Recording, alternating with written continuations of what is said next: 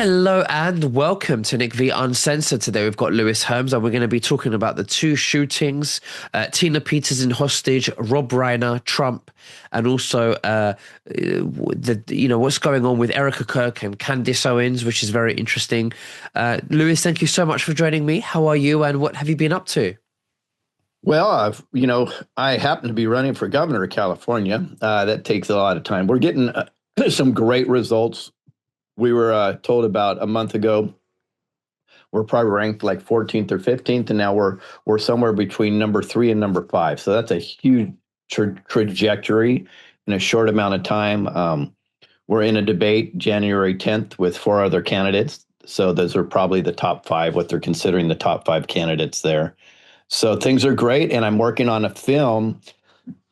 You probably didn't get it. I sent you an image of it, but it's going to blow people away, I think. It's called The Psyop of Silence. Okay, yes, I just opened it now, actually, just before we started recording when we were talking. Okay. Yep, Psyop of Silence, exposing the fake news conservatives, conservative fake news, because I think there's a major diversion that's been going on for years where we attach ourselves. Now, I'm not just talking about the mainstream. I'm talking about major podcasters and huge influencers and Rumble channels and YouTube channels. Of course, no, that of course. First of all, I have to apologize. I've got a bit of a stuffed nose. Um, yeah, interesting. Where should we begin today for our conversation? Let's go with the shootings. How's that? Yeah, let's do that. So we were just saying that false flags doesn't mean nobody got killed. You're saying, Exactly. So it's interesting when I say something like false flag, people go, well, people got killed. I go, no, hold on a second. 9/11 was a false flag operation. Let's just be very clear. I'm going to repeat that, everybody. 9/11 was a false flag operation and thousands got killed. So they're not mutually exclusive from each other. A false flag is something that is purported to be one thing to drive a narrative in a certain direction so the evildoers can create some type of control mechanism after that, i.e., 9/11 happened. What followed that was the Patriot Act, right? Right. Immediately when these shootings happen, immediately people are on all over the networks. We need gun control, gun control, gun control, right? How's that work out for people? It never does. It's true. That's exactly what it is. It's a false flag operation. And from a spiritual perspective, the reason why they do this is because they want to lower they want to lower soul's frequencies. So people who embody a soul who are very still and present, because that being present really it really cuts or collapses the matrix or the control system, energetically speaking. And the Pentagon know this, and the Pentagon have frequency technology that can detect clusters of souls in geographic locations where they can see how many awakened souls there are and how present they are. The opposite of presence is thinking outside, which is thinking of the past, thinking of the future, and having a lot of mental chatter, which means you're not present and you're living in fear, guilt, shame, anxiety, depression. And when you operate on that level, you're feeding the Draco system. Okay. When you're present, you are here, you are now, and this is peace and silence. If we all operated like this, there would be no emotional leakage to the Draco system, which will then collapse the matrix because the atoms, and this has been proven scientifically, the atoms around us would start behaving differently, which means that the hologram will start re-rendering around you, around your presence. And this is what Jesus Christ taught. But anyway, back to the false flags. This is what they do. It's hard to go back to that after that. Let me touch on that a little bit. So the frequencies, I completely agree with the fact that we have an aura around that. I understand that, and the fact that our frequencies really are what matters the most And that is what I didn't know, which I just learned here, is that I didn't know that there's technologies to detect clusters of frequencies. So I find that to be fascinating in itself. Yeah, there's a lot of technologies that is only accessible to the government, to the Pentagon. They actually have special glasses. When I say glasses, it's like a proper helmet or something, where it opens the light spectrum beyond the human eye, and you can see things in another dimension. You can see through other dimensions because it allows the human eyes to bypass the limited human spectrum, the light spectrum, that is. So there's a lot of stuff that I've researched that is not public information, that's not accessible to the public. You wouldn't even be able to buy something like this online. You'd have to be a government official to authorize something like this. That's fascinating. Didn't know that. So this is why they do false flags. It's to create a narrative. It's because it's a spiritual war. They want to keep you away from presence. They want you to live in fear so that they can control timelines, to control the narrative, so they can enslave us even more, to feed the control system or to feed the Draco system. Emotional loosh. Who generates it? Souls. Why do we generate it and they can't? Because we're connected to source and they chose to be disconnected thousands of years ago, and they're cut off from the loosh supply and they're using us for their food. And this is what's going on. Well, fear is definitely their fuel. I've talked about this for several years, and this is definitely what they feed off of. That's why I say it's so important for us to keep up at the highest possible frequency we can. That's through authenticity, that's through love, that's through giving. That's how you keep your frequency extraordinarily high. It's very, very, very important because I liken it to this. I say, let's assume we're in a war, and we are definitely in a war, and we're in a spiritual war. So you have your enemy on the battlefield across you. You're on this side. Your enemy's tanks run out of fuel. They run out of gas. Are you going to put up the flag and say, hold on a second, run over and give them fuel so they can keep firing at you? Of course not. But that's what we do when we live in fear. So it's very, very important that we recognize that and don't give our fear, don't give our luge, our fear, don't give that frequency away to them. Absolutely. And every time we have a thought of, a thought of you judging or possibly spiraling into fear, you look back and you say, right, I am aware of this thought that's arising. Watch it, observe it, witness it, but I am not the thought. I am the witness of the thought. I am not the mind or the body or the story. I am just the witness. And when you're able to reflect, then you ask, well, who is the witness? Who is aware of these thoughts? But yeah, it's just mind blowing, amazing, because you really become more centered and ask questions. Who am I really? But is this too deep, Lewis? No, it's beautiful. It's beautiful. So Yeah. now fast forward to the shootings. Yeah. it's and I'm not laughing at the shootings. I'm laughing at the dynamic here. So it's what I've noticed, and this is why I say there's a false flag element. So even if the shootings, okay, let's take the smaller shooting at Brown University, where a couple died. So even if the shooting is absolutely real, which we know that it is because of deaths, right? But even if there was not a false flag inherent to that, the opportunist immediately jump on that. And I'm going to give you an example.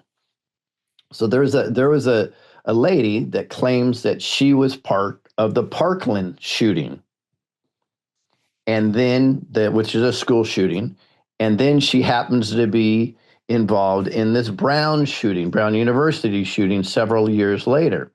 Within an hour, it seems like she was making the rounds. She was on X, then she's on CNN, and then she's on other networks proclaiming that she was at both of these. Well, okay, let's get to the truth. Well, the truth is if that happened, that's like 1.2 billion to 1 chances that would happen. Okay? So there's a mathematical fact for you. And then in regards to that, she when the story broke down, she wasn't really at the Parkland shooting because she was too young for that. She was in middle school or elementary school that was nearby that shooting. Okay. She wasn't directly involved in the Brown University, right? So these people, to me, clear more like crisis actors. So let's go over to the Australian shooting where a lot of people died. There's a lot of weirdness there in the Australian shooting. Um, One is this is not conjecture, it's proven. There was two female cops that did nothing when they were watching it. They were hands up. They were freaking out. They didn't quite know what to do. Well, that's a concern. And then there was a guy that supposedly wrestled the gun out of one of the terrorists' hands. Well, that's on tape. But then it shows him right after that he would just set the gun nicely against a tree. That doesn't even add up to me in a situation like that. You would lean it against a tree. Let's say he didn't want it, he would drop it. Number one, he wouldn't lean it against a tree when there's active shooting going on. So that was just odd, right? But then, of course, and here's where we have to look at, and this is what looks like the Mossad element to me. Then, of course, there's a guy that's been he's embedded in Australia to teach everybody about the anti-Semitism all throughout Australia. He looks like an Israeli operative, and sure enough, he has, by the way, over 1 billion views on teaching people about anti-Semitism, and he just happens to get injured in the shooting. Oh, and then he just happens to lean forward and take a selfie of himself with blood all over his face. Assuming this is all true, this is where I want people to start thinking with everything. What are the mathematical odds of this type of stuff happening? That's when it really starts to add up, and people should say, maybe there's a lot of fakery going on here, because mathematically, for that one lady to be there, 1 billion to 1 odds, who knows what the odds of one of the premier speakers of anti-Semitism that got shot happened to be on picture, right? All bloody. What are the odds of that? Come on, guys. This is where we really have to think. And this will roll right into the other conversations that we're going to have, because they're all connected like that. Yeah, they are. And which one was the next conversation you wanted to go to? Well, we can go anywhere, but let's go to the Candace Owens and Erica Kirk conversation, because this is a tough one for people. So, I love Candace Owens. I mean, I think I do like Candace Owens personally. She annoys me. She annoys me a little bit, only because she comes across quite, a little bit arrogant. But if we just put that to one side, I really like what she says. A lot of people say, "Oh, she's gone crazy." No, she hasn't. She is digging deep. She's a truther. And listen, Erica Kirk is not a truther. Erica Kirk is pushing a religious framework that is still within the control system. She's not teaching sovereignty and freedom and transcending the matrix and teaching you about the Draco system. She's operating within the religious framework dogma of the Draco system, okay? But that's okay. That doesn't mean it's bad. She's on her path. We don't know yet what she is, if she's an Israeli asset or if she's grieving, On the other hand, Candace Owens, she loves her friend Charlie, and she's probably grieving in her way. And I think that although I'm all in with Candace Owens in respect to that, it was Israel. Yes, it definitely was Israel. Charlie himself was saying it. What I don't get is, why is Erica refusing or denying the text messages that Candace Owens saw regarding Charlie's saying that they're going to come after me? Is it because Erica Kirk wants to believe the narrative that it was a genuine assassination attempt and not Israel? Because it it this it she feels that it's safe to. Why does she feel that it's safe? Because she doesn't want to collapse her identity. She wants to believe it. She feels that it's safe for her to believe the narrative. What do you think about that? Well, we can go in several directions with this. First, I'm going to tell everybody, instead of getting triggered by this conversation, let's have open conversations about this. Because what people tend to do is they take an immediate side, and they get triggered if you have an opposite opinion or if you're questioning the narrative. Guys, that's where the baddies want you to be. The baddies want us divided, because when they divide, they conquer. They don't want you asking questions. I can tell you, shortly after Charlie's assassination, I was at a house with some very well-known people that people will know here. And, they're all talking about Charlie Kirk, and somebody, I'll just say pretty famous, asked me about Charlie Kirk. And I said, well, you know what? There's some questions I have that are up in the air. And she immediately goes, no, no, no, we can't. No, no, no, no, no, no, no. We cannot go there. And I respect this person. And I'm like, wow, that shows you how strong it is, or how much pressure people have in order to prop up the fake narrative. So this is what for decades, I've trying to just break this stuff down. And let's just look at this from an outsider. Okay, so what do I see from an outsider? I see that Charlie Kirk, for the first time, started to question the Israel influence into his network. I see, based on a video that I saw, his last speech before he was killed. By the way, I think maybe 100, 200 people have seen that in the world, and I've seen it.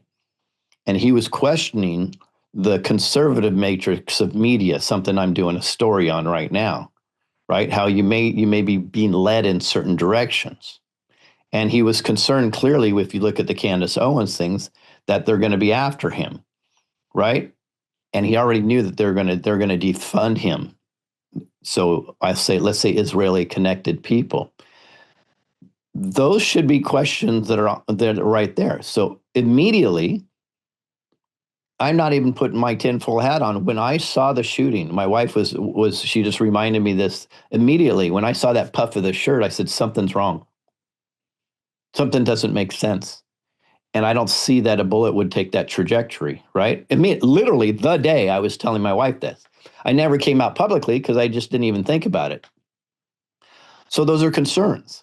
It doesn't make sense that the guy on the roof that has no training, right, with that type of rifle shot him. It doesn't make sense that a projectile from a 30-06 would bounce off of a bone. There's real legitimate question. It doesn't make sense that they would clean up so fast. It doesn't make sense how fast he was buried. It doesn't make sense that they would re-pour concrete. It doesn't make sense that somebody took down the cameras. It doesn't make sense that somebody's on their phone immediately after that. There's so many open questions that, whether we agree with Candace Owens or not, I have to honor her doing the work and putting herself out there to dig. And this is where we should start looking at things from that perspective. Yeah, yeah. With Erica, she easily forgives the assassinator, which is really gracious of her. But she's very upset with Candace Owens investigating her best friend. If I'm honest with you, if my partner, God forbid, died and anything happened, and her best friend was investigating everything, I'll be very grateful. Very grateful. You'd actually probably would hand out information to them. Yes. But Yep. I actually think that Erica Kirk is, I don't know. I don't know what's going on there. And I don't know. Is he dead? Is he not dead? Some people say he was not dead. Some people say, is it so he could receive martyrdom, status? Is it her eyes seem demonic sometimes, and fake? And like she's performing. Why is she wearing so many rings on her finger? And she's very dressed up like she's a rock star. It doesn't make sense to me. It just if she's not, she's somebody who is preaching the word of God, the Bible. Mhm. Why is she full of jewelry and makeup? I'm not saying I'm against jewelry and makeup, but she's overdoing it like she's a rock star and she's grieving. It just everything just doesn't make sense. Well, and here's where I am. By the way, this is not an attack on Erica Kirk. It's not an attack on Turning Point. It's not an attack on Candace. But you just said it. And this is where people need to take a deep breath and stop making a conclusion. You just said it doesn't make sense. And it doesn't. This narrative, something is jacked up in this narrative. It doesn't make now. Let's look at it from Erica's point of view. She could be extraordinarily grieving, right? Not quite sure how to handle herself. Therefore, she puts a lot of makeup and jewelry on and goes out and gets dolled up and does what she thinks because she's like, okay, I need to put on a good face, a good front. Maybe that's it. Maybe there's something sinister going on. We don't know, but what we do know, and this is what I would caution people with taking a stand so quickly. We know there's a lot more questions than there are answers in regards to this. And questions are good, and we need to keep asking questions and get down to the bottom of it. I'm very, very concerned that what's his name? Ben, the Jewish Shapiro. guy.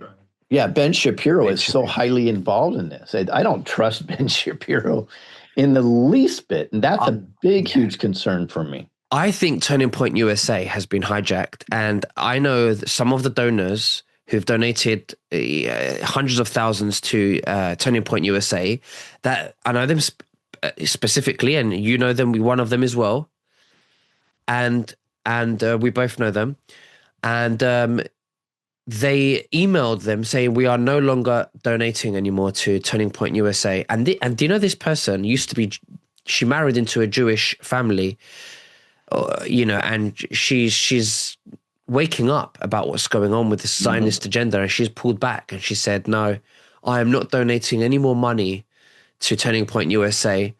I don't like with what's going on." And I think Turning Points USA has been hijacked by Zionists, It and certainly feels like that to me. And I know, and if you see, look, I'm not playing the political game. I can get a lot of votes from people that follow Turning Point USA, a lot of them if I just played the game.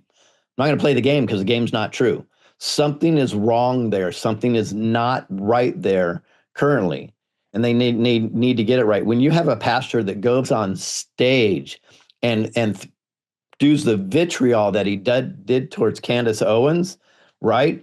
And then they follow this up with a whole pro-Israel, pro-Jewish message.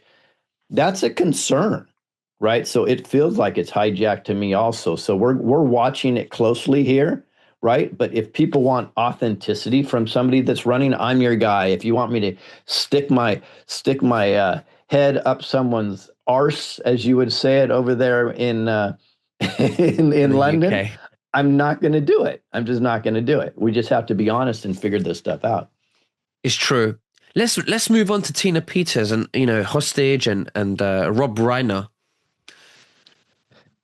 Yeah, so I love Tina. I think Tina did a heroic move. There's a lot of, I think, conservative fake news saying exactly the opposite, right? Which is really, really sad. Um, she was tasked with securing the elections and the data. That's what she was tasked with, and she gets a call from the higher up saying, "Don't do that." So she decided to do it because she smelled something was rotten here, and then she gave that data to somebody else. I think that somebody else let her down by making that public, right? But she was trying to secure that. So if you don't think that that's crazy that she would get 9 years in jail for doing that, I think you should check yourself, because the reality is, and I'm literally having a film releasing, and part of it's going to be on this. There are criminals in Colorado that have spent less time in jail than she's already spent and get more privileges. This is a political attack at the highest matter, and she's the keystone to election fraud. Here's why I want to talk about this. And with my film coming out, Psyop of Silence, the major news medias, the Foxes, the OANs, the Newsmax, the Gateway Pundits, the Epoch Times, the Blazes, so on and so forth, the huge accounts on X, the huge accounts on Rumble and YouTube. Do you know they've virtually ghosted and avoided the Tina Peters story? How's that possible? Doesn't make any sense unless they are controlled by another entity. And in my film, I disclose who I think that entity is. Israel. Bigger than that, brother. Right. Okay. Interesting. Well, I can't wait to see it. And when is it going to come out? Well, it's supposed to come out Wednesday, the 17th at 5 p.m. Pacific. Next Wednesday. Actually, it's this Wednesday. Tomorrow. I'm tearing my hair out to make sure I get it finished. Good, so we'll good. see. We'll see. Regardless, it's going to be out very, very soon. And where can they find it? Well, hopefully they can find it on your channel. So they should go right back to your channel to find it. You restream it or play it. If you download it, whatever you want to do. It's going to be free all over the place. So they can go to screwbiggov.com. They can go to my social medias. I already have commitments from over 50 podcasters that they're going to be either directing people to it or playing it themselves. So I think it's going to get a lot of attention. And it's a story that needs to be told. There's several conservative media that people say all the time that are out there, and personalities that they follow on X and Facebook and all this. They're lying to you, or they're avoiding the truth. They're controlled opposition. And it's keeping people, they get so excited about their posts. Well, okay, where's Tina Peters? Where's child trafficking? Where's the COVID deaths? Come on, guys. If they're not talking about that stuff, they're controlling you. Absolutely, of course. Well, we look forward to seeing that, and I look forward to uploading that. Thank you, Lewis. Gladly help. And a lot of people thought that obviously Rob Reiner was killed by his son, and also his wife was killed by his son. And then Trump made some remarks that he was not a great person. And a lot of people, they thought that was very insensitive of Trump to speak about that. Now, is it a cover story? Was it execution? What do you think is going on here? So I was just on, I get interviewed often. I was just on a show with people I actually really like. And they were prodding me in a direction to be very sensitive about Rob Reiner and this. And I said, no, not going to happen. I'm not going to. I'm in Trump's court on this. The guy was actually protecting pedophiles. Known pedophiles he would hire and protect with inside of Hollywood. It's known. This is not, and I actually believe he was an asset of a 3-letter agency, and that's why he was constantly coming after Trump. He was shown meeting, think about this, with Brennan and others in regards to the Russian collusion hoax. This is not a good guy. And when people say, I don't wish death on anybody, let's get out of our safe space for a second. This is evil. This is evil, right?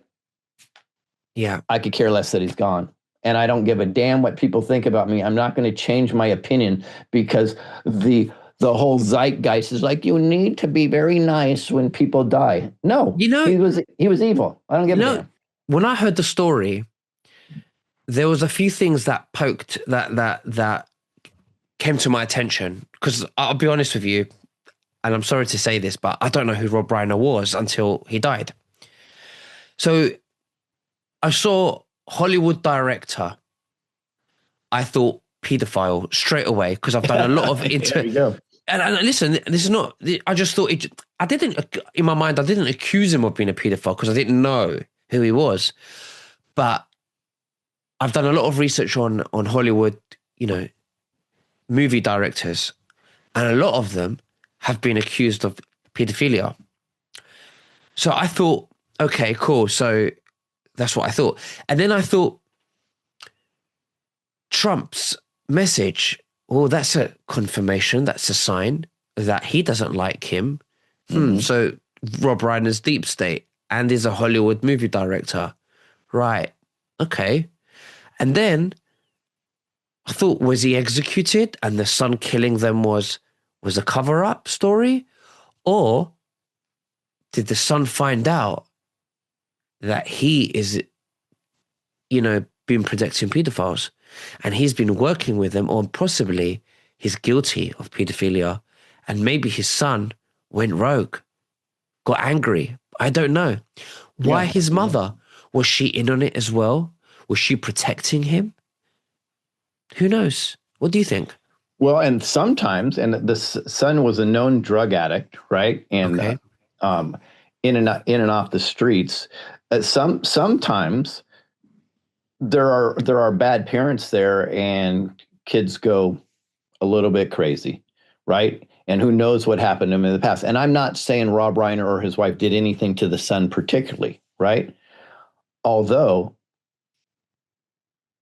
the background of what I know Rob was doing with inside of Hollywood and confirmations at certain parties that he was at where bad things were happening, that is a major concern, right? And who knows what, but the son, I would say at minimum, knew who his father was.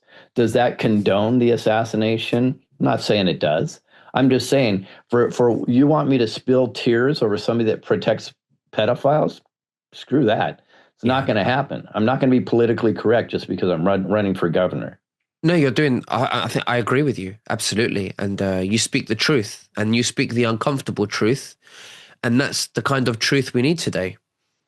You know. Okay. Cool. So before we go, I just want to talk about also a glutathione solution that you and I have both been using, which is very good for the mitochondria and the immune system.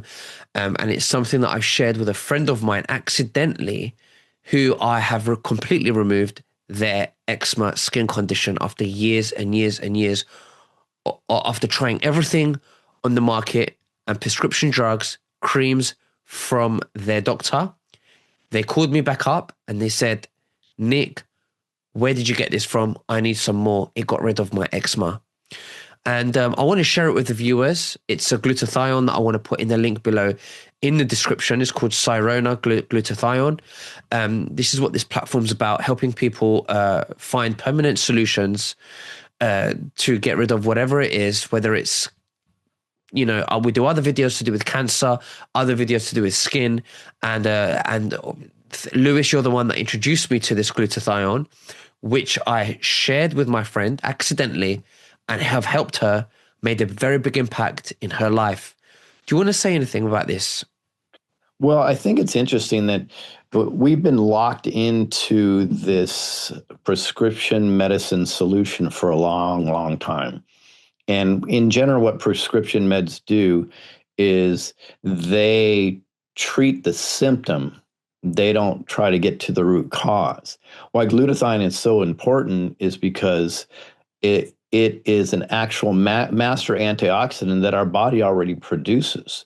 So if we can get glutathione into our body properly, it helps work with the mitochondria, the pituitary system, and it sends signals to the body. So the body reaches out and fixes an issue that we may not even know. Great example. When I started taking glutathione, my hair on my head up here was this color right here, right? Which is fascinating. So it got darker. I didn't know that was an issue. I didn't know that just meant I had a deficiency of, and so forth. So it works. So glutathione is the most powerful antioxidant on Earth. It's been studied more than any other molecule on a planet by the medical industry. Why? Because they're trying to figure out how to synthetically reproduce, which they have not been able to do yet. But they do have clinics that you can, for $1,200, you can go in there and get an IV, and it does maybe a quarter of what this does, or somewhere around $60 a month. So it's absolutely incredible. the way they've nano-sized this, and it's phenomenal. So I'd recommend it for anybody. Yeah. And I'm going to leave the link below in the description. And also, if you would like to support Lewis Herms for governor for California, I'm going to leave the link below in the description for that. Every donation really helps Lewis. Is there anything that you'd like to add to that, Lewis? No, just that, hey, we're working really hard. We're going to be going on tour next month, and we're pretty much touring until June, the primary. We have an upward trajectory right now. We're very excited about. Just brought on new team members that are fantastic. And guys, if you just want the truth and authenticity, you can support our campaign from anywhere in the world. You can volunteer or donate. Yes, there's ways you can volunteer from Spain. I will show you how to do that, and you can donate from anywhere on the planet. So help our campaign out. We're doing phenomenal things because where California goes, I'm telling y'all, the world's going to follow. Absolutely. Lewis, thank you very much. And we'll speak again very soon. You take care and God bless. Bye bye.